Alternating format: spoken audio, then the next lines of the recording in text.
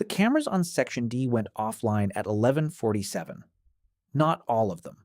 That would have been simpler. A power issue, a system glitch, something with a rational explanation and a maintenance ticket.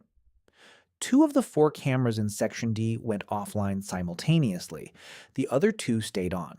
Whatever happened to the first two was targeted enough to affect exactly half the coverage of one specific enclosure and leave everything else running normally. You have been working night security at the San Diego Zoo for 3 years. You know this system. You know which cameras flicker in the rain, and which ones freeze when the temperature drops, and which ones have been submitting maintenance requests since before you started here. Camera D7 and D9 do not malfunction. They have never malfunctioned. You radio it in. The overnight supervisor, Henderson, been here 11 years, has the specific patience of someone who has seen every possible thing go wrong in a zoo at 2 in the morning, tells you to log it, and do a physical walk of the section. Standard protocol. Cameras go down, you go look. You have done this 40, maybe 50 times in 3 years. Loose wire, software update that nobody told you about, a maintenance crew that forgot to reconnect something after their last visit. You grab your flashlight and your radio, and you head toward Section D. The zoo at night is a different place than the zoo during the day.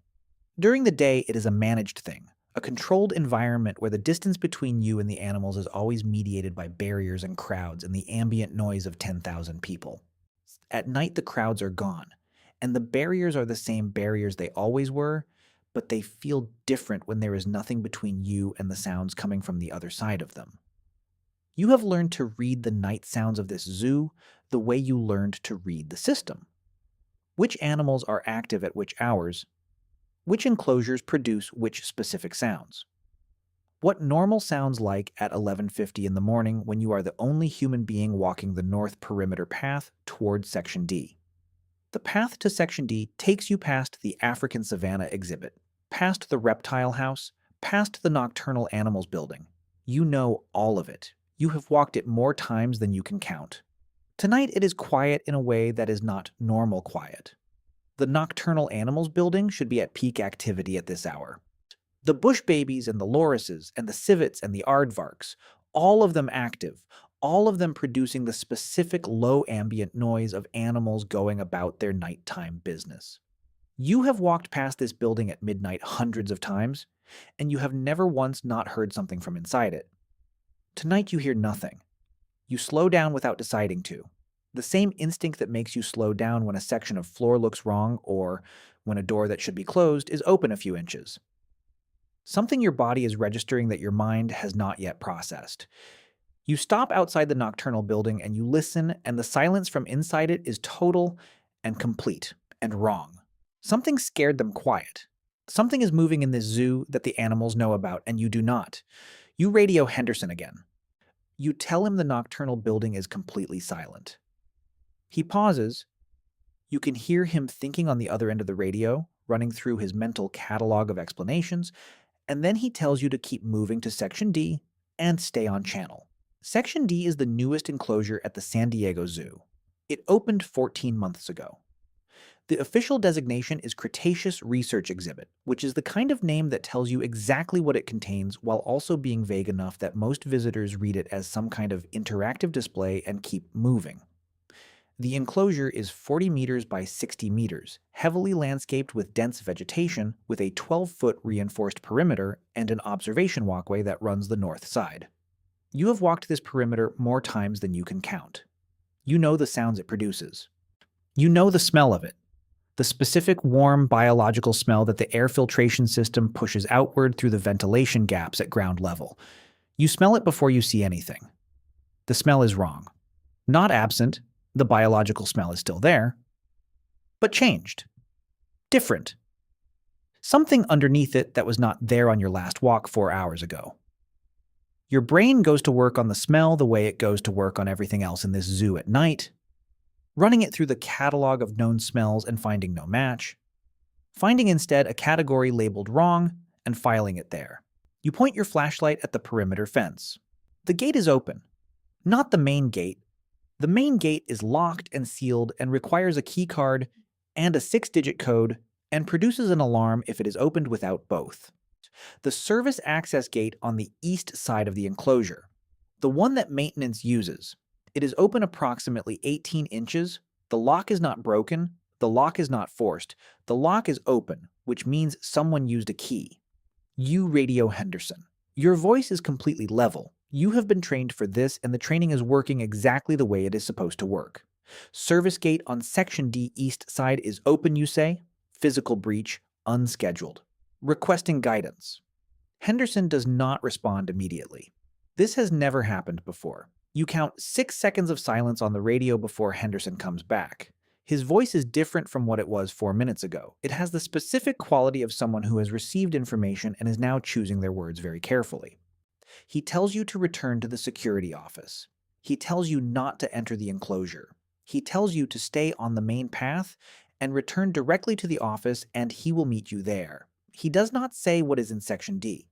He does not say what used a key to open the service gate. You start walking back. The main path runs north-south through the center of the zoo. It is the widest path, the most open, the most visible. You chose it deliberately. You are moving at a pace that is not running because running in a zoo at night in the direction away from an open enclosure is the kind of decision that has consequences. And you are thinking clearly enough to know that. You hear it at the junction of the main path and the East Service Road. Not a sound you have a category for.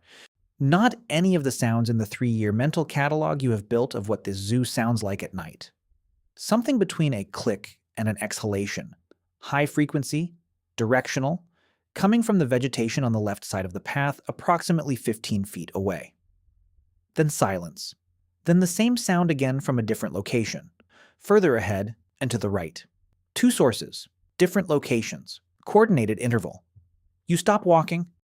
The training you received when you were hired covered animal escape protocols in the way that all such training covers low-probability scenarios, comprehensively enough to check the compliance box and not comprehensively enough to be actually useful if the scenario occurs. You know the containment procedures, you know the contact numbers.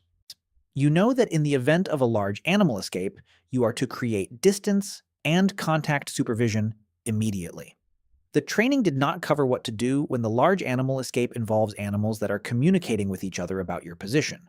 You key your radio. You keep your voice level. You say there is movement on the main path, 2 positions, coordinated, requesting immediate, and then the radio produces a burst of static and goes silent. The battery is fine. You checked it at the start of your shift the way you check it at the start of every shift. The signal is gone. Something is blocking it, or something has happened to the repeater, or Henderson has switched channels, or any number of other explanations that your brain is generating and dismissing simultaneously because none of them account for the timing.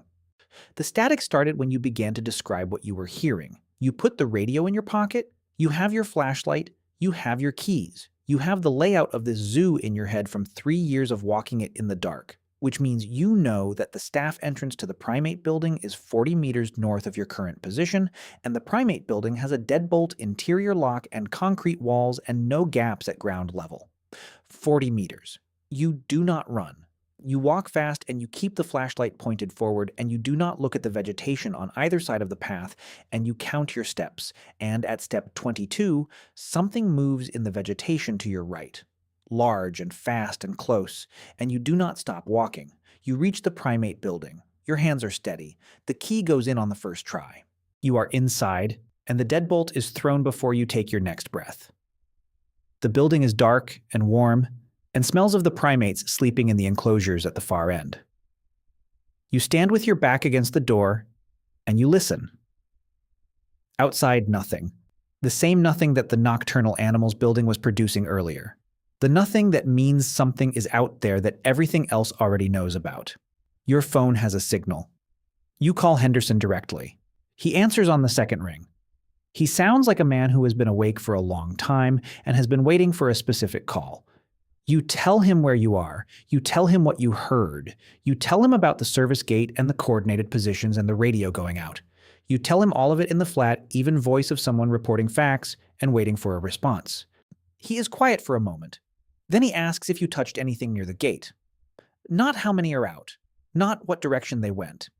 Not are you safe. He asks if you touched anything near the gate. You tell him no. He tells you to stay in the primate building. He tells you a response team is already on site. He says already, Not en route, not being assembled, already on site, which means they were here before you called, which means someone knew before you called, which means the service gate opening was not a surprise to everyone. You ask him when the response team arrived, he tells you to stay in the building. You ask him how many got out, he tells you to stay in the building and that someone will come for you and to stay away from the windows and doors until then. You sit down on the floor of the primate building with your back against the wall and your flashlight off because a light in a dark building is visible from outside a dark building, and you wait. The response team comes at 2:47 in the morning. 4 people, gear you do not have names for, moving with the efficiency of people who have done this before. They take you out through the service entrance on the north side and put you in a vehicle and drive you to the administration building where a woman in a jacket that does not fit her. The way government jackets never fit is waiting with a form and a cup of coffee that you do not drink. The form is 3 pages. Standard incident documentation. The jacket woman walks you through it and you fill in everything you saw and heard and did. And at the end, there is a field that says animals involved. And she fills that part in herself, which means she already knows, which means this is not information that needed to come from you. You are asked not to discuss the incident with other staff pending the completion of the investigation. You ask what the investigation is investigating. She closes her folder.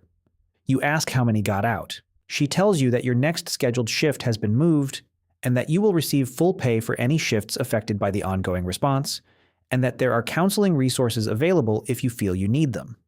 You ask her how many Section D animals are currently unaccounted for. She stands up. You look at the form in front of you. To the animals involved field that she filled in. The handwriting is neat and professional. The species name is printed clearly. Below the species name, there is a field that says number of animals. She filled that in too. The number is not 1. You drive home at 4 in the morning through the streets of San Diego, and you take the route that avoids Balboa Park, because Balboa Park is adjacent to the zoo, and adjacent to Balboa Park is a neighborhood, and adjacent to that neighborhood is another neighborhood, and the city does not get smaller.